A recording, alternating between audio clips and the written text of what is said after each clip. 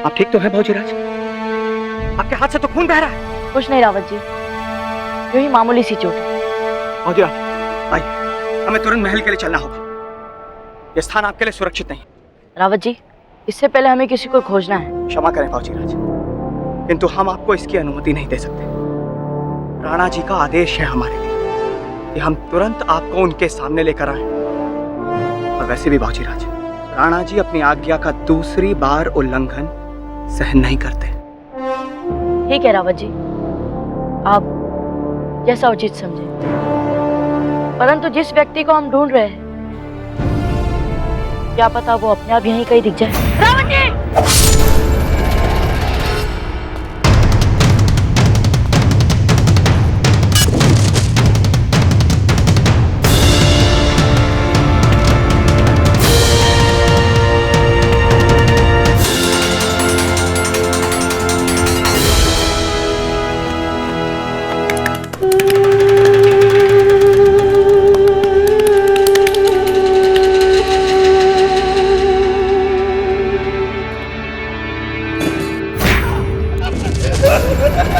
मजा नहीं आ रहा। क्या हुआ हुजूर?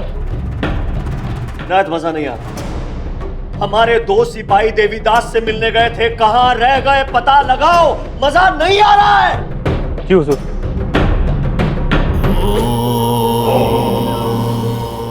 भौजीराज, हम ये सवाल 9वीं बार आपसे पूछ रहे हैं। आप जंगल में उन 2 अफगान सिपाहियों के साथ क्या कर रहे थे? हमने कहा ना रावत जी, इसका उत्तर हम यहाँ नहीं देंगे। उचित है, आप ना दें उत्तर हमें, किंतु आप राजकुमार हैं मेवाड़ के। आप इस तरह से अपने जीवन को संकट में नहीं डाल सकते। हमें लगता है कि हमने वहां स्थितियों को संभाल लिया था। परिस्थितियां बिगड़ भी सकती थी भौजीराज, खास करके ये देखते हुए कि आपके छावनी में घुसने को लेकर क्या क्या नहीं हो चुका है। दरअसल हमें भय है आपको लेकर, क्योंकि राणा जी का क्रोध अपनी सहनशीलता की सभी सीमाओं को लांघ चुका है। अब तो हमारी ईश्वर से केवल यही प्रार्थना है कि आप अपने किले से भागने को लेकर कोई अच्छी सी कहानी सुनाएं राणा जी को। हमारा विश्वास कीजिए रावत जी, हमने जो किया उसके लिए हमारे पास उचित कारण है, और हम वो कारण आप सबके सामने ही बताएंगे दाजीराज को। देवीदास, ये यहाँ क्या कर रहा है? देवीदास दादा? और ये कहाँ जा रहा है? देवीदास!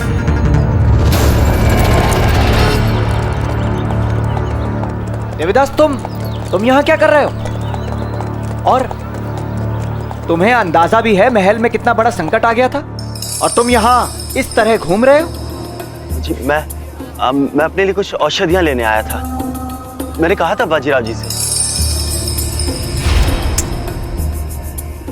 महाराणा उदय सिंह ने शम्स खान के विरुद्ध युद्ध की तैयारी कर ली।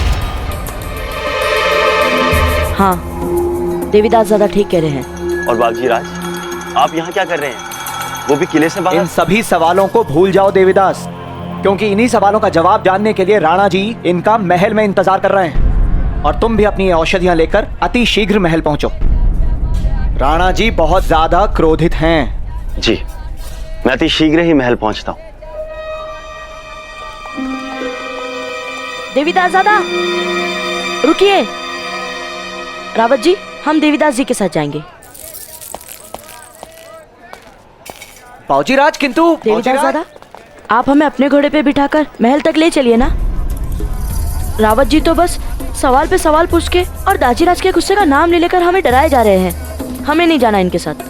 किंतु भौजीराज, हम तो आपके हित की ही बातें कर रहे हैं। अच्छा रावत जी, राजकुमार होने के नाते क्या हमारा इतना भी अधिकार नहीं कि हम अपनी इच्छा अनुसार महल तक ले जाने वाला चुन सके? हम तो इन्हीं के साथ जाएंगे। चलिए दादा। हाँ, क्यों नहीं। आइए आइए, बैठिए हमारे घोड़े पे, और आप देखिएगा हम आपको इनसे पहले महल पहुंचा देंगे।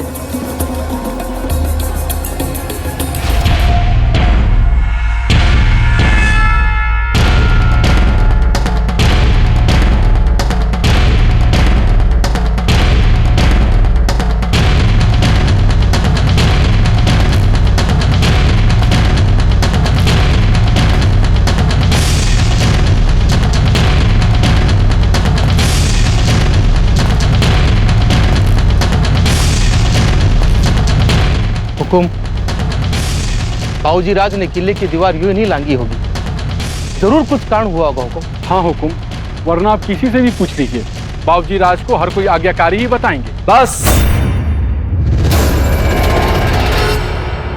राजभक्ति राज परिवार के अनुशासनहीन बच्चों की प्रशंसा में नहीं, मातृभूमि की चिंता में दिखानी चाहिए। हमारा अंधा प्रेम ही हमारे बच्चों को अनुशासनहीन और विद्रोही बनाता है, समझे आप? वैसे इस बार तो हम भी देखना चाहते हैं कि हमारी आज्ञा ना मानने का क्या कारण बताते हैं कुंवर। दादा, तबीयत ज्यादा खराब है तो थोड़ी देर विश्राम कर ले। नहीं बाबूजी राज, हमें महल जल्दी पहुंचना होगा। किंतु दादा जल तो ले लीजिए।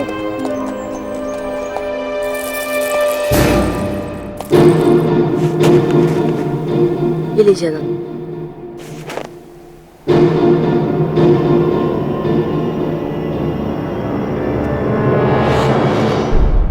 बाबूजी राज, हाँ दादा। मुझे नहीं पता कि आपने क्या किया, पर मेरी बात माने तो वहां पहुंचने पर जैसे ही आप पिताजी को देखें, अपने घुटनों के बल बैठकर उनसे क्षमा मांग लीजिएगा। मैं अन्नदाता को वर्षों से जानता हूं, वो बाहर से बहुत कठोर दिखते हैं, पर भीतर से उनका मन बहुत ही कोमल है। अगर क्रोध में भी कोई उनके सामने अपना अपराध स्वीकार करता है ना, और सच्चे मन से उनसे क्षमा मांगता है, तो वे क्षमा करना भी जानते हैं। आपकी सारी बातें सही है दादा, परंतु हमारी मासा कहती है कि यदि दाजीराज के सामने देश या देश की सुरक्षा से जुड़ा कोई अपराध आता है तो फिर वे कठोरता से नियमों का पालन करते हैं। फिर वे न अपना देखते हैं और ना ही पराया दादा। फिर वे केवल न्याय पर ही ध्यान देते हैं। आप घबराइए ना कुंवर साहब, आपके खेलकूद में ना तो देश आता है और ना ही देश की सुरक्षा। इसलिए आपको हुक्म के क्रोध से बचाने के लिए मुझे कुछ भी करना पड़ेगा, मैं वो करूंगा। एक लिंगी जी सब ठीक करेंगे, आप डरिए मत, मैं आपके साथ हूं। मैं आपको कुछ भी नहीं होने दूंगा, कुछ भी नहीं।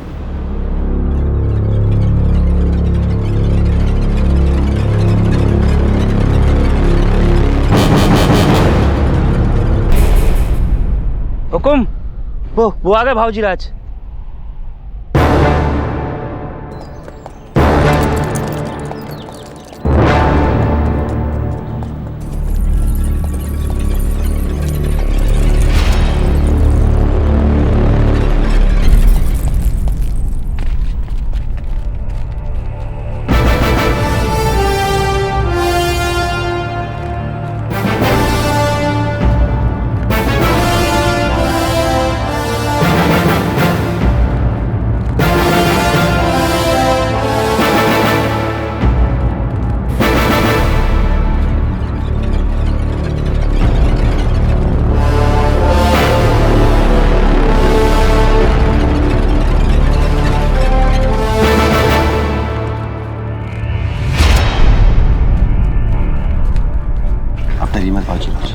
लेकिन राणा जी का गुस्सा जब तक शांत हो जाए, पलटकर जवाब मत दीजिएगा। देवीदास जी, आप हमारे और कुंवर प्रताप के बीच से हट जाइए।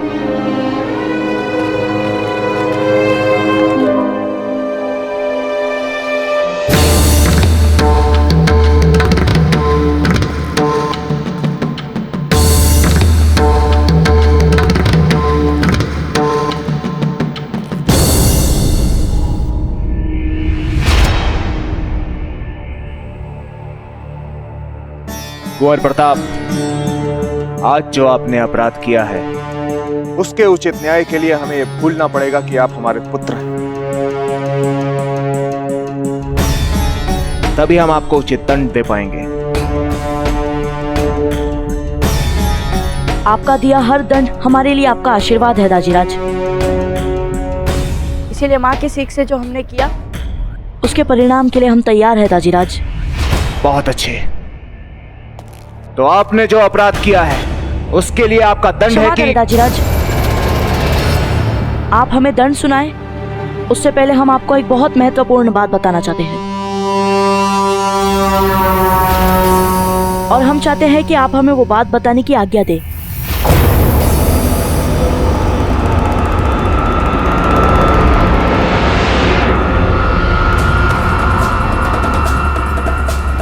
बोलिए, क्या बात है?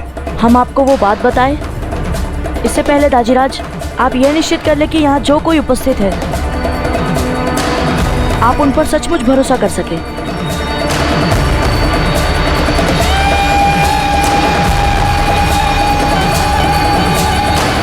देवीदास जी, रुक जाइए।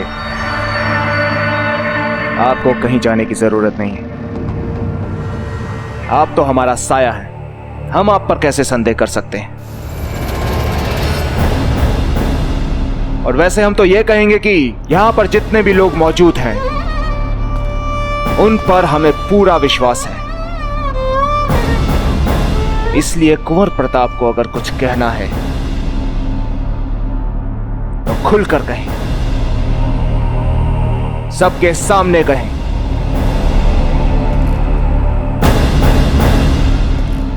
लेकिन एक बात ध्यान रखिएगा, एक अपराध तो आज आप कर चुके हैं, इस किले से भागने का। ध्यान रहे, दूसरी बड़ी गलती नहीं होनी चाहिए। बताइए, कौन सी ऐसी महत्वपूर्ण बात है जो आप हमें बताना चाहते हैं? उस महत्वपूर्ण बात को बताने से पहले हम आपको ये बता दें कि यहाँ हमारे बीच एक देशद्रोही उपस्थित है। क्या?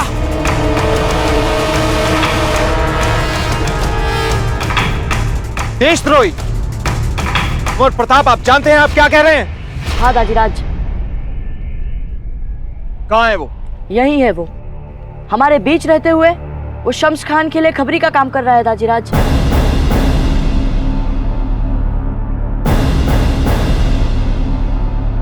वो यहाँ की हर महत्वपूर्ण बातें शत्रुओं तक पहुंचाता है।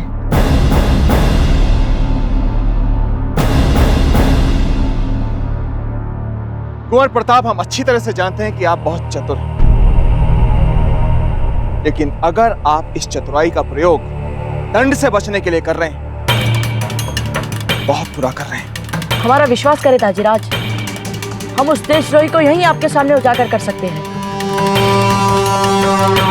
वो यही है इस सब। बस कुंवर प्रताप, बस।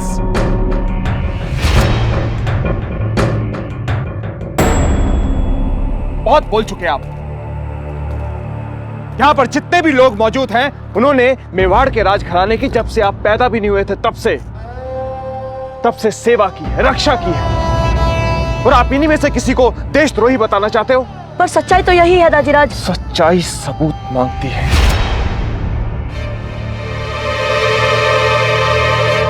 और बिना ठोस सबूत के ना तो हम किसी पर उंगली उठाएंगे और ना ही किसी और को उठाने देंगे। अगर सबूत ना होता तो हम आपके सामने इतनी बड़ी बात बोल ही नहीं पाते दाजीराज।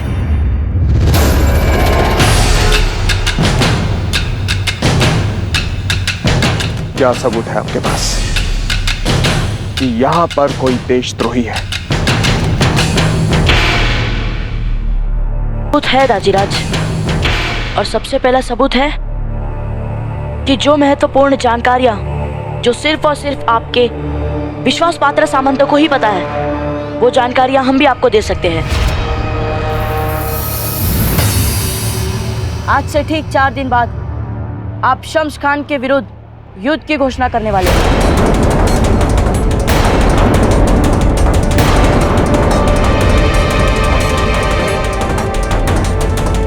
प्रताप, राजा की बात सुनना, क्या राजा और सामंतों के बीच में जो कुछ भी हुआ वो सब कुछ देखना या सुनना अक्षम्य अपराध है। अक्षम्य अपराध है, जानते हैं आप? हुक्म, मामला बहुत संगीन हो चुका है।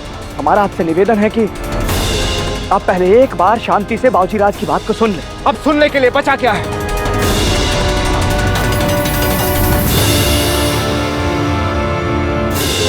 नाम बताइए उस देशद्रोही का। वो आपका सबसे विश्वास पात्र सेवक है दाजीराज, जो कई वर्षों से आपका साया बनके आपकी सेवा कर रहा है।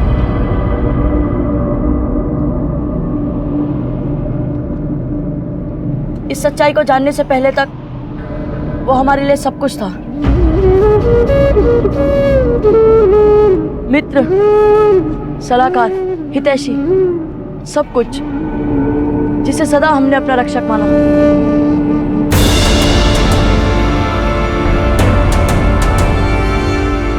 नहीं अन्नदाता, नहीं।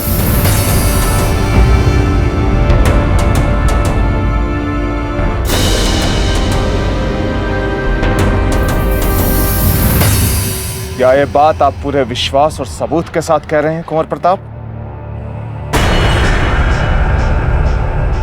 हाँ दाजीराज, हमने खुद अपनी आंखों से इन्हें जंगलों में 2 अफगान सैनिकों से सोने की अशर्फियां लेते हुए देखा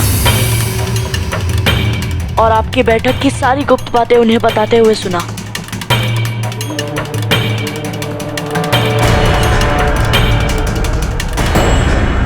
इन्होंने शम्स खान के सैनिकों को बताया कि कब राजपुरोहित जी ने युद्ध के लिए शुभ मुहूर्त निकाला है और कब आपने युद्ध के लिए घोषणा की है। सारी बात बता दी इन्होंने सैनिकों को, सब कुछ। इसलिए किले की दीवार फांदकर हमने जंगल तक इनका पीछा किया, क्योंकि हमने इनके पास शम्स खान का परिचय पत्र देख लिया था। हमें उसी समय इन पर संदेह हो चुका था। मुझे माफ करें, मुझे क्षमा करें अन्नदाता। मैं ऐसी गलती फिर नहीं करूंगा। मुझे माफ करें, मुझे क्षमा करें।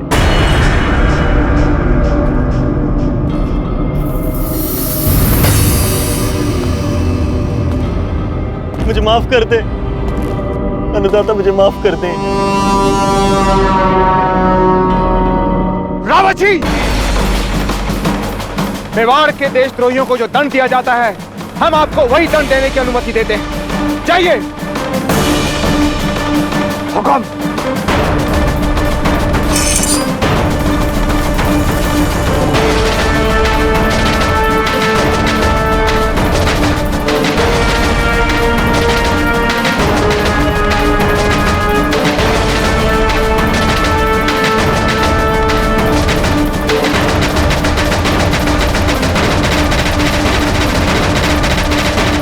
जाइए रावत जी।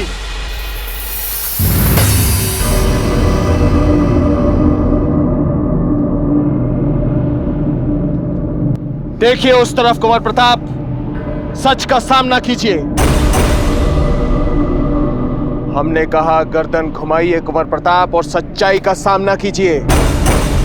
हमें मृत्यु की आंखों में आंख डाल के उसे हराने का अभ्यास होना चाहिए। राजपूत राजकुमार बहते लहू को देखकर अपनी नजरें नहीं फेरते। देखिए उधर कुंवर प्रताप, हम ये आदेश दे रहे हैं आपको। देखिए।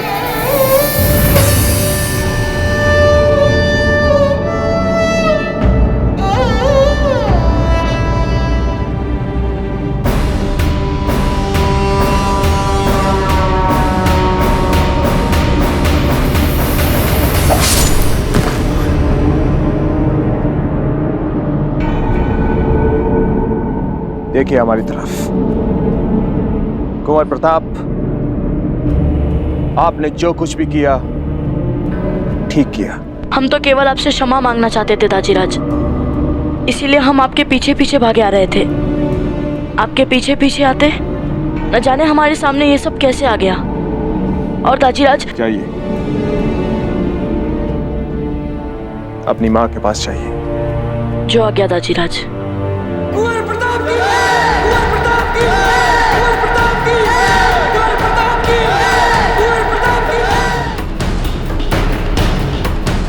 हुक्म। बाबूजी राज ने आज ये सिद्ध कर दिया है कि वो इस मेवाड़ राजघराने के अद्वितीय रत्न हैं। हमने स्वयं अपनी आंखों से उन्हें जंगल में अफगान सैनिकों को परास्त करते हुए देखा है। जब हम वहां पहुंचे तो उससे पहले ही बाबूजी राज उन अफगान सैनिकों को परास्त कर चुके थे। हमने तो बस बचा हुआ काम निपटाया। रावत जी, क्या आपने अफगान सैनिकों के पार्थिव शरीर को सम्मान दिया? जी हुक्म। हमने उन अफगान सैनिकों के संस्कारों के हिसाब से उनके पार्थिव शरीर का सम्मान के साथ अंतिम संस्कार किया। हुक्म। प्रताप कोई साधारण राजकुमार नहीं है, वो तो आने वाले भविष्य के एक महान योद्धा दिख रहे हैं। आपने बिल्कुल ठीक कहा रावत जी। ऐसे उत्तराधिकारी का सपना तो हर राजा देखता है, लेकिन ऐसे कुंवर सिर्फ उन्हीं को प्राप्त होते हैं जिन पर नियति का आशीर्वाद हो।